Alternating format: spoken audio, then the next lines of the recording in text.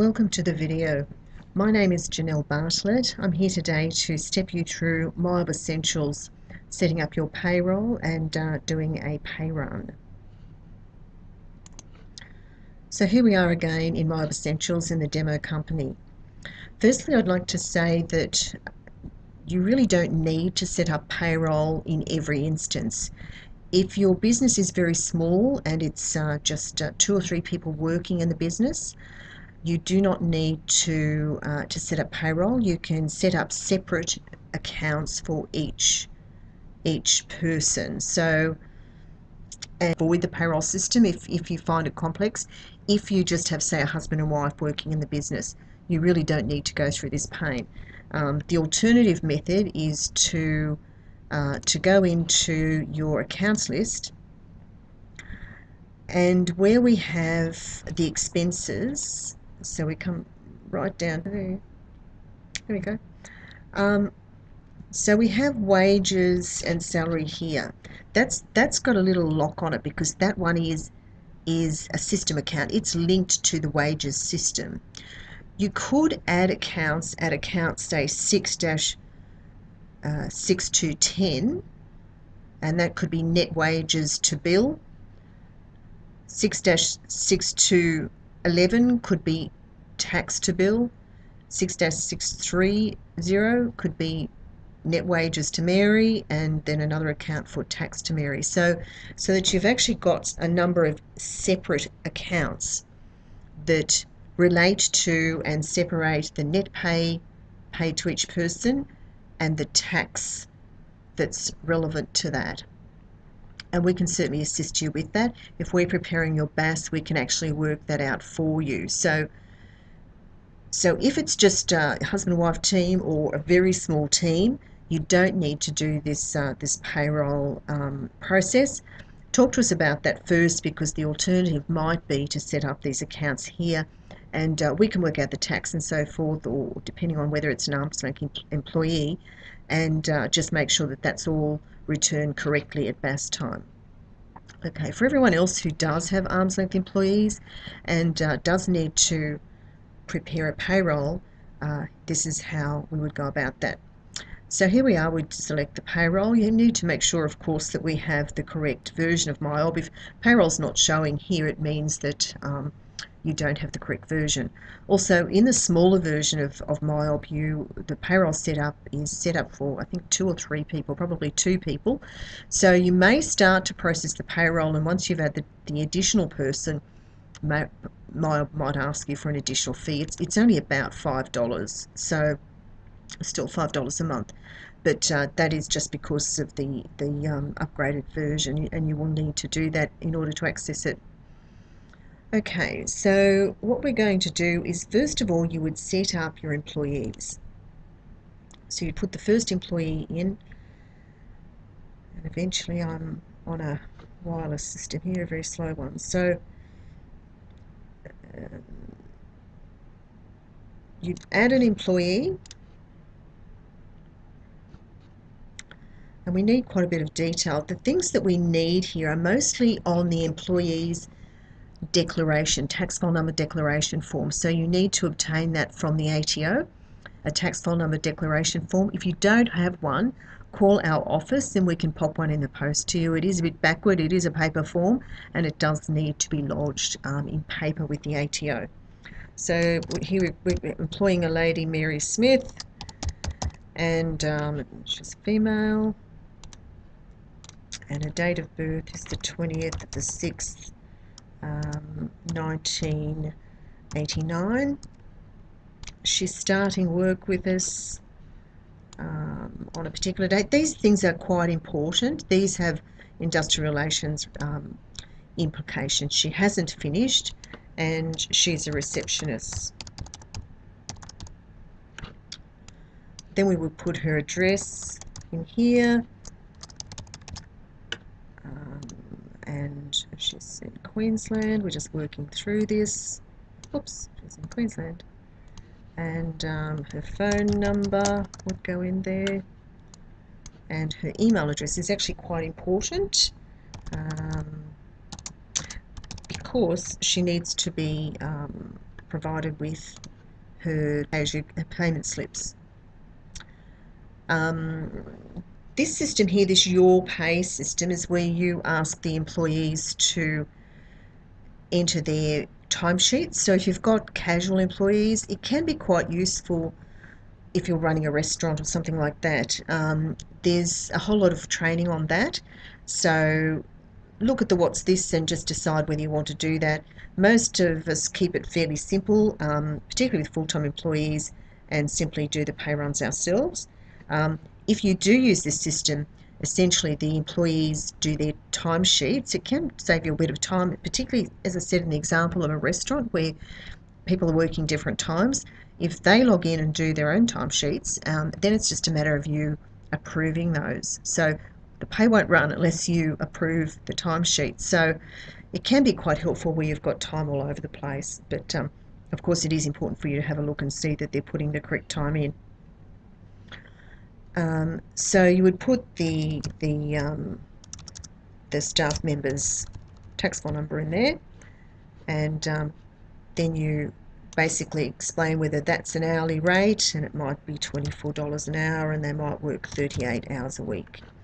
So that's Mary's set up. Now we're paying it into one bank account, or you can split it and you can put all the details of the bank account. You know, Queensland, and next. And then you're going to start to answer some of these questions that are on the tax file number declaration. Is she an Australian resident? She is claiming that. She doesn't have a HECS debt or a financial. You can make sure you do tick these if they do have a HECS debt, because it ensures that she's paying correct amount of tax. Sometimes the ATO will send you a variation. So say, for example, the employee has a rental property and they've approached the ATO in a particular format and asked for a variation on their tax.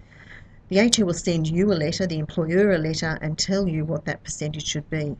Now, if your employee says, I have a tax variation and my variation is X%, you need to ignore that. The only way that you can actually fill this box in is if you have that letter from the ATO. The letter also only applies to a financial year, so every financial year you will need to reset this. If the employee does not have a new letter to you by the first pay in July of any financial year, you need to untick that box until they do. So it's their liability, it's not yours. You're not being nasty, it's the rules. I've checked the answers. Do check the answers, it's pretty important to do that. So now we're going to save that, and we have Mary set up.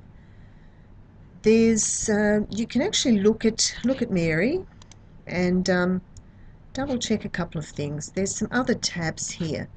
We've got tax, which was in the previous one.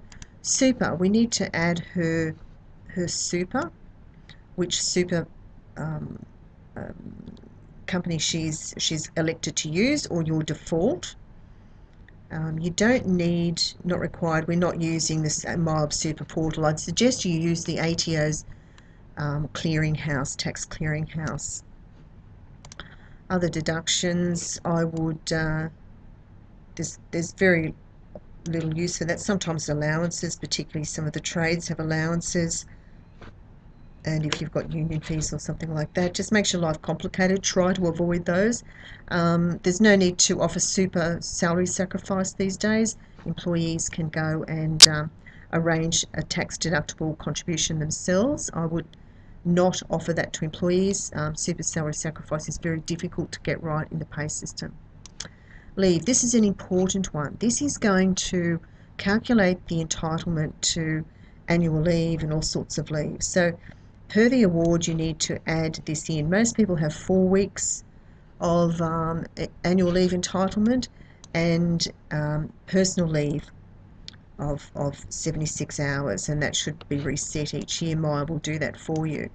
So we're going to save that, but do check it. If there's an entitlement for more, you'll need to check that. We're going still back into Mary's file and just checking all of those tabs to make sure that they are set up the way we want it. We can put some notes there as well. Pay history, if you ever want to go and have a look at any pay runs that are just relevant to her. Okay, so you've been through and you've entered all of the employees, and they're all set up with the correct start dates, and all of the information in the system agrees to their tax file number declarations. We're now going to run a payroll.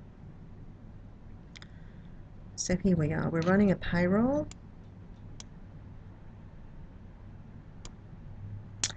And they tend to run weekly. You can change that if you like. It can be fortnightly or monthly, and the date from the date. So just if you were to change that start date, you'll notice that the to date and it's generally paid on the next day. Although most of us will pay that, say, on a Wednesday before, and you can certainly do that. As this ticks over, you'll notice that it will keep track of when you've done the last pay. So you simply tick the people you want to pay. I just want to pay Mary Smith. She's the only one with us at the moment. These other people are not with us. So we're going to then start the pay run. And Mary worked a full week. Now be very careful if Mary's on annual leave. We need to, if she's on annual leave, we need to make this 38.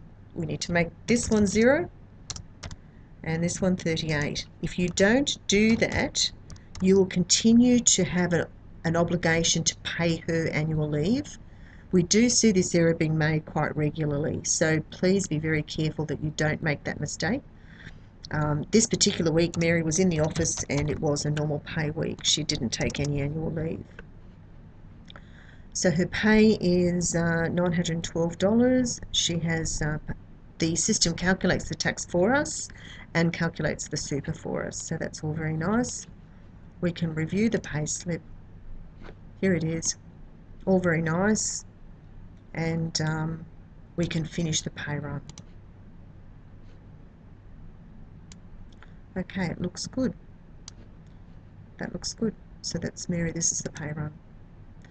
You would go back and do the pays for every employee, and then do the pay run. So that was a pay run of one employee. So before you do the pay run, go back and do everyone's. It will step you through those if you've ticked them at the beginning.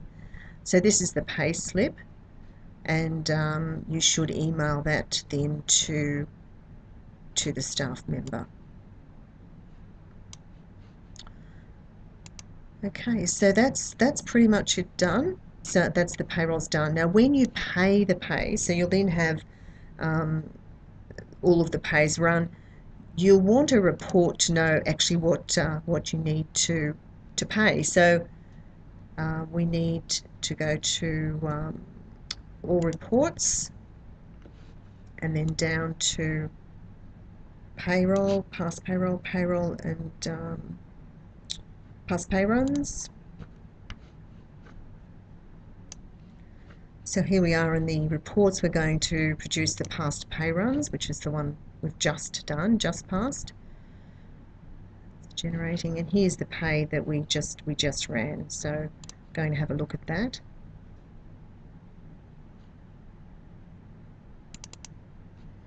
And here it is. We had one employee. If you run a pay run for more employees, they'd all be listed, and it can tell you the take home. So this is the amount that needs to be banked into Mary Smith's account. Year to date, obviously this is a bit ridiculous. It's come out of the demo company, so ignore that. So if you had a number of employees, you would have, this is the net pay, so this is the amount that goes into the bank account for each of those employees. And then this is the super. So if we're doing the BAS for you, all you need to do is make sure that Mary Smith is paid that net amount. When we come through to do the BAS for you, we'll be picking up this amount, and you can do a report to help you prepare the super. So the three things that need to be attended to here is the net pay to the staff member and each staff member. You don't worry about year to date. Obviously, you're paying just for this pay run. We will attend to the pay-as-you-go amount when we do the BAS. At the end of each quarter or each month, it is kind of nice to do it each month so that it doesn't build up. You'll need to do the super, and I'll show you the report to use for that. Just need to click out of here. Now we're going to reports. Again, it's a payroll report. We're going to go payroll summary and details. We're looking at the month of January. That should say the 31st of. In that case, we would have a list of all the employees and the totals paid to them for the month. This is the total take home, and what we'd be interested in is this super amount. So we have the month's total, we have each employee, and we have their total super. So that can be used to go on to the ATO clearinghouse and pay super for that employee. So if you need some help with that, just please contact the office and we'll help you get set up with that. So the next thing to look at, we've run the payroll, we've paid the employees, we've paid their super. So when that comes through and you've got your bank transactions, so you've gone into your dashboard, you've linked up to the unallocated transactions, that payment of the amount to Mary and the various employees will show up here as a payment. And once again, when it does, and these ones don't have any wages, here we go, this is wages. So that has to be linked up. If you're making payment to individuals, you'll need to match it. So in the drop down here, you'll actually have a matching so that you can match that payment to the payroll.